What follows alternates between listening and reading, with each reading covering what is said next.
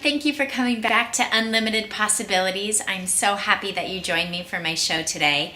I have some great stuff in store and I can't wait to share it with you. First off, I mentioned in one of my previous episodes an interview that I had with my friend Tessandra Chavez. She is such an inspiring person and choreographer, and I've had the honor to work with her, and you get a chance to get to know her better. So today I have an interview with her I want to show you, which includes a fun little move of the day that she choreographed. Again, just 4 counts, something simple that you can do at home so you can move like Tessandra. Also, I want to share with you today on my show where I started it all.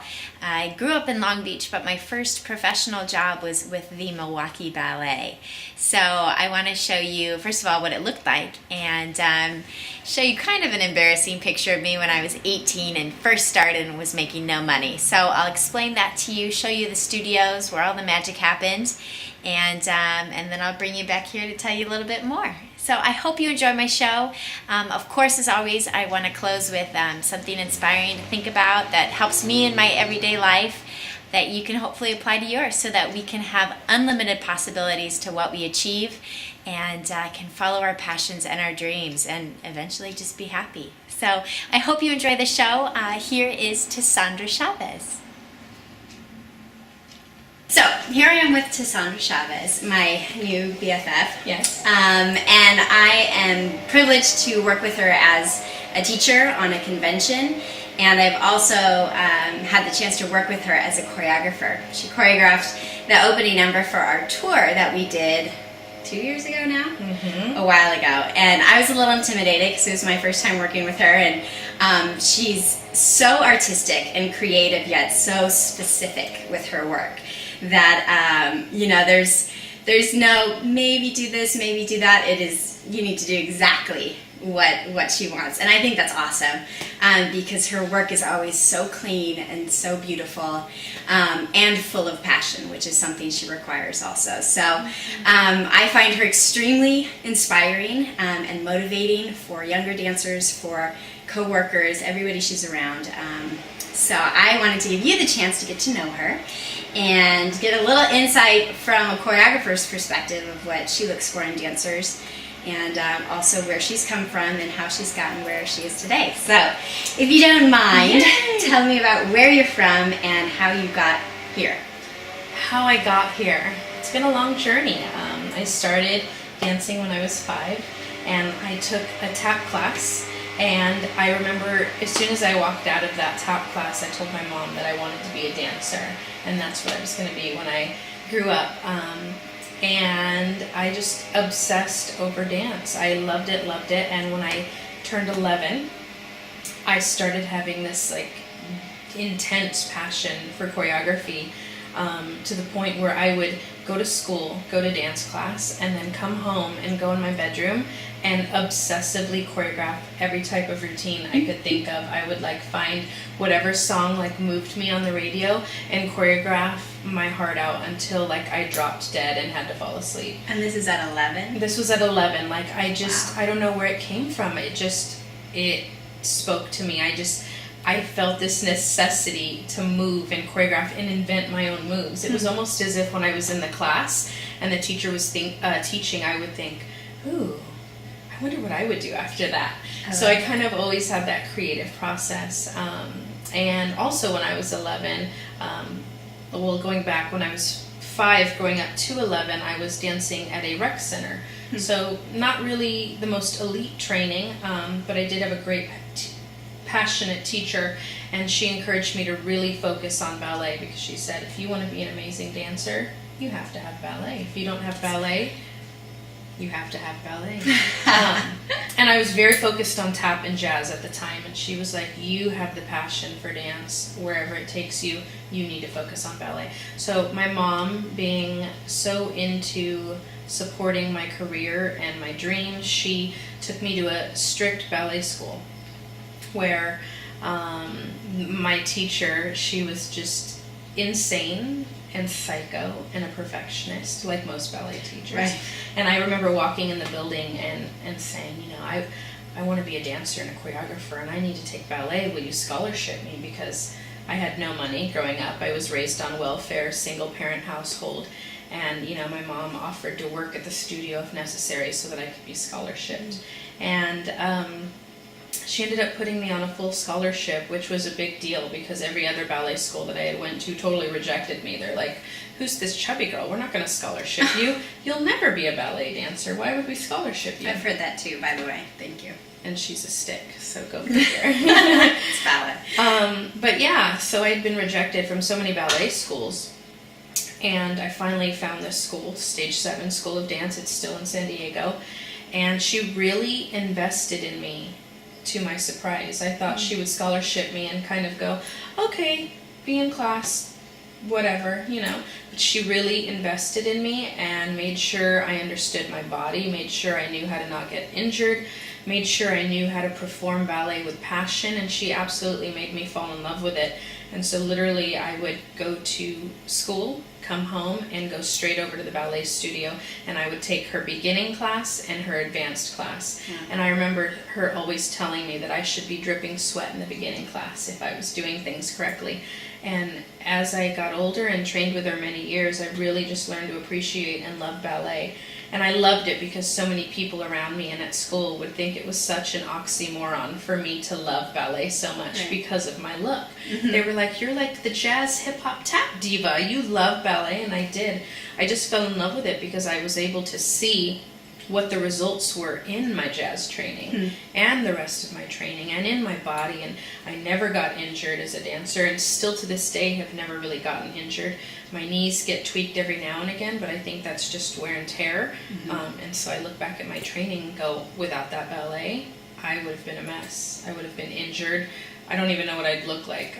So I'm very grateful for that. That's kind of my dance training. I also went to a performing arts high school, which I started in the 7th grade and all the way to my senior year. That's also in San Diego, called San Diego School of Creative and Performing Arts, long name. There I also had some great mentors. I had a great tap and jazz mentor who was actually a football coach before he became a dance coach. He was psycho. He would have us run laps. I remember one time I was late for class by a second. The bell had rang and I ran in. It was like, beer, and then I ran in. He was like, Cassandra, on the floor, 100 push-ups. Oh my gosh. And so that's how crazy he was. But what I did learn from that and take from him was that discipline is so important. Respect is so important. I think there's a lot of artists in the community that can just be so artsy and laid back and not efficient and not timely. And he taught us that being on time was important. He would always say, if you're on time, you're late. Don't be on time, be early. That's professional. So I took that with me and I kind of fuse it into the way that I train dancers, into the way that I teach dancers, and I'm very grateful for him as well because I'm glad that I have that disciplined root behind me. So yeah, I graduated from that high school, loved it, had the time of my life, and then I went to Long Beach State for about a year or two, and I remember trying out the dance program and the one of the teachers or directors telling me that my choreography was terrible and they didn't really get it and that I wouldn't be a choreographer. Wow. And I love those moments because those are the moments that fuel you and make you go, okay, you'll see, watch me. And here I am. I make my living doing choreography and teaching dance. So yay, I didn't really enjoy Long Beach State, but that's not to say that other people wouldn't enjoy it. It just wasn't the place for me. I was in college and I just had that creative itch to be out of there. And I think also intuitively you know when you're not in the right place. And I knew that college wasn't for me. I just knew it wasn't my journey. So if I have any advice, it's follow that intuition because it is always right. And usually you know it's right, but you're too afraid to do what's right. So don't let that hold you back. Left there, then came to LA, and I've now had an 8-year journey in LA. And lots of ups and downs, but it took me finding my confidence in myself to really get out there and network myself and book jobs, and I'm very grateful for my stay. But that's kind of my training and my life. That's So amazing. far. I love it. Things that I didn't know about you too, so it's inspiring. Now, as a part of my show, Unlimited Possibilities is the title. It seems like you have overcome a lot to get where you are. Coming from growing up, not having a lot of money, being the chubby little dancer, like you said, which I can relate to some degree. Things like that. What did you use to inspire you and motivate you? What's your you already said your advice is to follow your intuition, but for you, what inspires you and motivates you to keep going? Here we are at the Milwaukee Ballet. Zoom in right there. Milwaukee Ballet. This is where I danced professionally for 6 years, 6 seasons, 5 years. The Jody Peck Center, she is an amazing woman who donated so much money to make this ballet company work and function and thrive. So the ballet company would not be here probably without all of her generosity. So we're in Milwaukee, and I'll take you inside to see the big studio where I used to dance, the dressing rooms, and then some old pictures of me. It's a little nostalgic. It's been a long time since I've been here. Somebody's honking at me. It's nice. It's been a long time since I've been here, and I had some great memories and some really hard memories. So I'll talk to you about that a little bit later. But all in all, this is where I lived, Wisconsin, and I loved it. I made some amazing friends and a career for myself here. So I'll walk you across the street and take you inside. All right, I'll see you in a bit. Bye. I'm here upstairs at Milwaukee Ballet, and I just want to show you something that I think is really cool that they do. The first time I joined Milwaukee Ballet, I was a trainee, which meant that I was training to be in the company. So I made $50 a week and worked with about 12 other dancers to try and get into the company. It's a 2-year program, and fortunately I only had to go through the trainee program for half a year, and then I got bumped up to the company right away. But I just want to show you a little picture. They post the training groups up every year, so I'm going to show you an old picture of me when I was 18. It's kind of funny. Here it comes. Right here. There I am, next to my good friend Kristen, who is amazing. Symbolically. There's my group, and that was 98. I'm going to walk you through the studio a little bit. All these pictures of people that have come and gone before me. Coming down here, more people. This is back in the day. But I'll show you where I learned my first ballet solo. Change up our messaging a little bit with our fundraising appeal letters.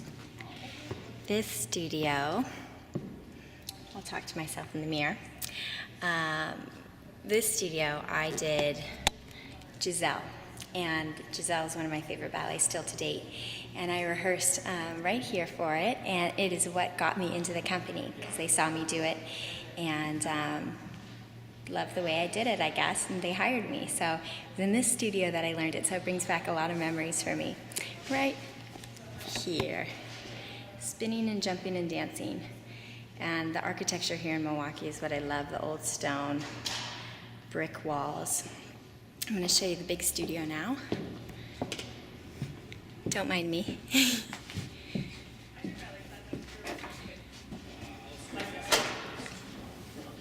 Hi.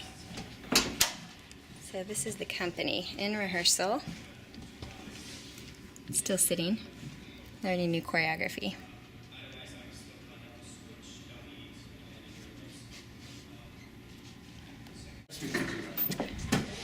All right, Chris, I'm coming in. This is the dressing room. So I spent 6 years in here Here she is. Hello, As you can see, the dancer's lifestyle, living out of boxes. These are called theater cases. So when we go into the theater, we pack these up with everything we need and then some, and they cart them to the theater for us. We have lockers with leotards, a shower, very nice, very nice. And these are some other old pictures on here. There's me and my first two roommates, good friends, Carissa and Amy. And then there I am down here again. So much fun. This was a ballet called Les Rendezvous. So here it was. This is where I was. Where was my theater case? Which is right there in the middle there, right? Right here. So I used to live here. And then I had a locker that was over here. Yeah, just messy, but inspiring.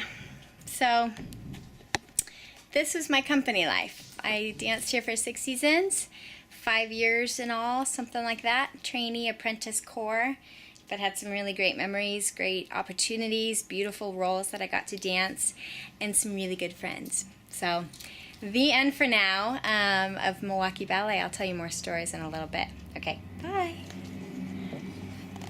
So that was a little sneak peek into my life at Milwaukee Ballet, the building, the dressing room that I spent so much time in, the dance studios that I worked in hard all day long from 9 to 6 every day. But it's where I lived my dream of being a professional ballerina. My friend Carissa, who is in the dressing room, she was my first roommate, my best friend, and she actually helped me through a lot of hard times there. I loved my life and my friends, but in the 6 years I was there, I had 3 different directors, and each director wanted something different. So I had to try and transform myself each time into something new, and that's really hard. It puts a damper on your confidence when you're told you're too muscular, you're fat. Unfortunately, I was told that a couple times. And finally, the last director, I was kind of fed up and I wasn't happy. So I knew I needed to take that obstacle and make it an opportunity to grow and change and find something to make me happy, which was to move home and pursue a new career. So I owe a lot to my friend Carissa, who was there in the dressing room. She's amazing. Maybe I'll get to meet her soon. Anyway, I wanted to share that part of my life with you because that's where I lived out my dream. And as much as it was painful sometimes and there are lots of tears and frustrating moments, I still lived out my dream, so I wouldn't regret a thing. Today I want to leave you with a quote, something that recently has come into play in my life. I'm actually going to read it to you so I don't mess it up. It is, knowing is not enough, we must apply. Willing is not enough, we must do. And that applies to my life because there's so many things I want to do and so many dreams and ideas I have, but that's all they will ever be if I don't actually do something about it. You know, if I don't apply myself or I don't actually take action, they'll just be dreams and hopes. So I encourage you, if there's something you want to do, try it, go for it. Actually, don't try, just do. There's no trying in anything. You do it or you don't. So for me, with my acting career now, I am in class. I am working hard, and I'm actually doing it. So I know there's plenty of things that we have a list of all the things we need to accomplish, and I say just do it one at a time. Don't try and do everything at one time because that's overwhelming. But apply yourself and do it. Do whatever it is that you're dreaming of and make it reality. And I think that's it for today. That's enough food for thought. And I just want to thank you for coming to visit me again. And I hope you learned a little bit from Tassandra, from my little life in Milwaukee, Wisconsin, to this little food for thought. And I'm so happy that you're here with me. I have a lot to share with you in my next episodes. Some wonderful people and inspiring people, dancers as well as other people that I think you'll really like to meet and can learn from. So I hope you have an amazing day and go out and do it, follow your dreams, and don't let anything be impossible. There are unlimited possibilities to your hopes and your desires, so go for it. Thanks again. It's Melissa Sandvig, and I'll see you soon.